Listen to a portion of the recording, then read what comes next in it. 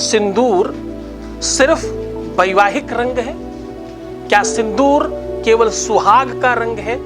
क्या सिंदूर सिर्फ सौभाग्य का सूचक है? क्या सिंदूर सिर्फ और सिर्फ आपके अपने जीवन में एक कलर है क्या? आप देख रहे हैं लव विद एस्ट्रोलॉजी।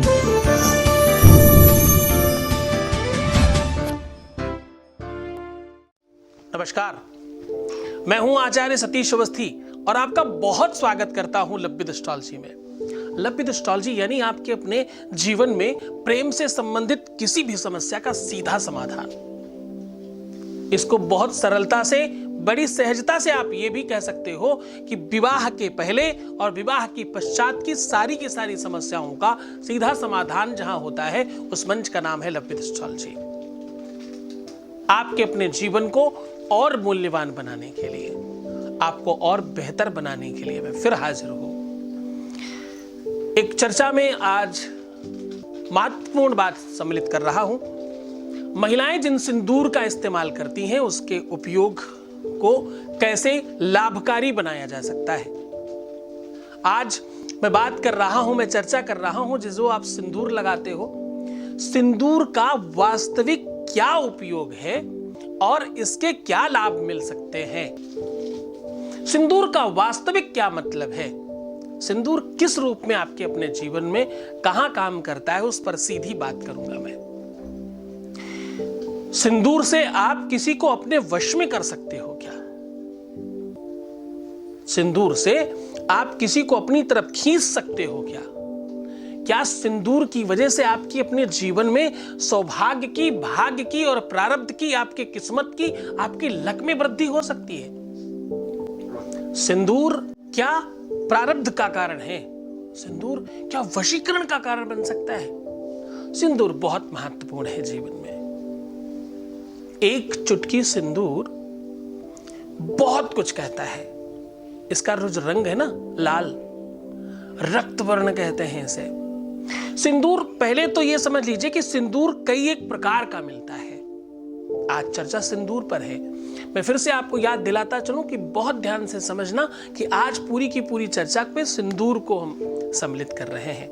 आपके सौभाग्य का सबसे पहला गहना, सौभाग्यवती स्त्रियों के लिए सबसे महत्वपूर्ण और सबसे वास्तविक सूचक जो है, उनकी अपनी मैरिटल होने के लिए, उन्हें अपने मैरिज होने के लिए, ये पता करने के लिए ये मैरिड है कि नहीं, उसका सबसे पहला सूचक सिंदूर है। सिंदूर जो स्त्रियां अपनी मांग में भरती हैं, वो सिर्फ ये नहीं कहती कि मैं सधवा स्त्री हूं, वो ये नहीं कहती केवल कि मैं शादीशुदा हूं, वो ये भी साथ में कहती हैं कि मेरे अपने पति के जीवन में हर एक रंग बिरंगा हो, सिंदूरी कलर हो जाए, उनका जीवन बहुत चमकदार हो जाए। क्योंकि सिंदूरी कलर बहुत आकर्षक रंग है और ये भगवत रंग है। इसको भगवा रंग भी कहते हैं, इसे ईश्वरीय रंग भी कहते हैं। इसलिए आपने देखा होगा साधु संत इस रंग के कपड़े पहन करके घूमते हैं। अध्यात्म का सूचक है ये। इससे धर्म बढ़ता है, अध्यात्म बढ़ता है, मन शांत होता है। इससे भगवत प्राप्ति में बहुत आसान रास्ता मिलता है। ये ऐसा प्रमुख रंग है जो ईश्वरीय प्रवृत्तियों को सबसे ज्यादा आकर्षक करता है। प्रकृति में ऐसी कई सारी चीजें हैं जिसको ये सीधा आकर्षित कर लेता है।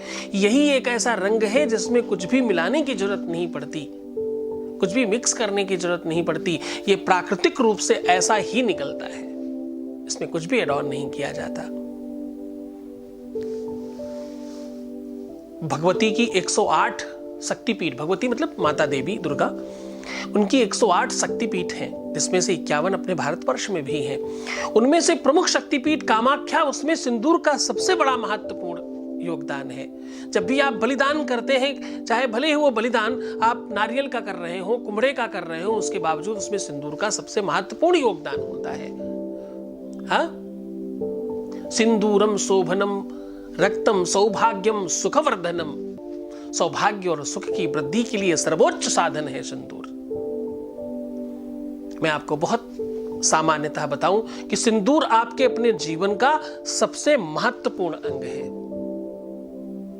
जिस भी स्त्री को, जिस भी लड़की को जीवन में सिंदूर ना मिले, वो अपने आप को शायद सौभाग्यवती नहीं मानती, अपने आप को बहुत अच्छा नहीं महसूस करती। वो अपने जीवन में सिंदूर लाने के लिए बड़े व्रत पूजा अनुष्ठान यज्ञ करवाते हैं लोग, और करते भी हैं। जिस भी पुरुष के जीवन में कभी भी उसके अपने अंगूठा और उसकी अपनी रिंग फिंगर के ऊपर वो सिंदूर लग करके दूसरे की मांग तक नहीं जाए, तो वो पुरुष भी बहुत सौभाग्यशाली तो नहीं कहलाता। उसके जीवन में भी अभागता है, उसके जीवन में भी कहीं ना कहीं उसकी भाग्य और प्रारब्ध और उसके जीवन में कमी है। एक पुरुष पिता तब बनता है जब पहले उसके अंगूठे और उसकी अनामिका में सिंदूर लगता है। हाँ जी, एक पुरुष अपने जीवन में अपने जैसे अंश को और आगे बढ़ाने के लिए तब अग्रसर हो पाता है जब सिंदूर उसके जीवन में प्रारंभ होता है। एक स्त्री मां तब बन पाती है जब पहले उसके जीवन में सिंदूर प्रारंभ होता है। और सिंदूर हर एक धर्म संप्रदाय के लोग इस्तेमाल करते हैं किसी न किसी रूप में। रूप स्वरूप चेंज हो सकता है, लेकिन सिंदूर चेंज नहीं हो सकता। हनुमान जी को कंप्लीट पूरा सिंदूर लगा देने मात्र से आपके अपने नौग्रह शांत हो जाते हैं, शनि की पीड़ा से आपकी को मुक्ति मिलती है और आपके ऊपर किए हुए अभिचार समाप्त होने लगते हैं। भैरव जी के ऊपर अगर कोई सिंदूर लगाता है रविवार और बुधवार को, ध्यान से समझना, हनुमान जी को जहां मंगलवार और शनिवार प्रिय है, वहीं भैरव जी के लिए आपको आवश्यक पड़ेगा कि भाई आप बुधवार और रविवार को अगर सिंदूर से उनका लेपन करते हैं तो यकीन मानिए कि आपके ऊपर से राहु केतु की कृपा तो होगी ही, साथ में आपके अपने जीवन से कुचक्र समाप्त हो जाएंगे। लड़ाई झगड़ा दंगा फसाद कोर्ट कचहरी मुकदमा इत्यादि समाप्त। तंत्र मंत्र यंत्र भूत प्रेत पिशाच डाकनी साकनी ब्रह्म राक्षस बेताल समाप्त। ऐसी कोई भी अव्यवस्था न बचेगी उसके बाद। अगर आप अपने जीवन में शत्रुओं से पीड़ित हैं तो भैया शनिवार मंगलवार को हनुमान जी को सिंदूर रगड़ना शुरू कर दीजिए, आपकी हाथों की लकीरें चेंज हो जाएंगी। हाँ, किसी सौभाग्यवती स्त्री को सिंदूर के सहित सदक्षिणा उसको भोजन कराया जाए और श्रृंगार के सामान के साथ सिंदूर दिया जाए तो आपके जीवन में विवाह का योग जल्दी बन जाया करता है। अगर आपको लव मैरिज करना है तो भगवती को निरंतर सिंदूर चढ़ाना शुरू करिए। नारियल को पूरे सिंदूर से रंग करके हर शुक्रवार को भगवती के चरणों में यानी देवी के चरणों में रखने से आपके अपनी प्रेम विवाह के योग बहुत ज्यादा स्पीड में बढ़ते हैं। शहद और सिंदूर उतारकर अपने ऊपर से किसी पीपल के वृक्ष के नीचे दबा देने से मात्र से आपके ऊपर किया कराया तंत्र मंत्र समाप्त हो जाता है। अगर आपके अपने प्रेमी प्रेमिका के ऊपर किसी ने कुछ किया है तो उसी दिन समाप्त हो जाएगा। एक चुटकी सिंदूर बहुत उपयोगी है, महा उपाय है ये सिंदूर का, जो आपके अपने जीवन को पूरी तरह से परिवर्तित कर देता है। अगर आपको लगता है कि आपके आसपास किसी भी व्यक्ति के ऊपर सिंदूर से प्रयोग करना है, इससे पहले एक और महत्वपूर्ण बात समझिएगा। अगर आपको लगता है आपके ऊपर या आपके किसी के ऊपर किसी ने तंत्र मंत्र किया है, किसी ने वशीकरण किया है, तो उसे पूरी सिंदूर से नहला दीजिए मंगलवार को और फिर उसे स्नान करने दीजिए। आप देखिएगा पहले दिन से फर्क पड़ेगा, बशर्ते वो सिंदूर किसी भगवत पर चढ़ा हुआ हो। चाहे वो भैरव जी पर चढ़कर के आए तो बहुत सुंदर, नहीं तो हनुमान जी भी कुछ कम नहीं रहते इसमें, उसमें भी आपको पूरा लाभ मिलता है। ऐसे अनेकों उपाय हैं। हम फिर हाजिर होंगे, हम फिर चर्चा करेंगे, हम फिर इस पर बात करेंगे। अगली बार हम वशीकरण की बात करेंगे, सिंदूर से वशीकरण कैसे कर सकते हैं उस पर भी हम चर्चा करेंगे। अपना ध्यान रखना, बहुत खुश रहने की कोशिश करना, अपने जीवन में प्यार लाइएगा, थोड़ा कोशिश करिए अपने आसपास में प्रेम रहे। बहुत नमस्कार।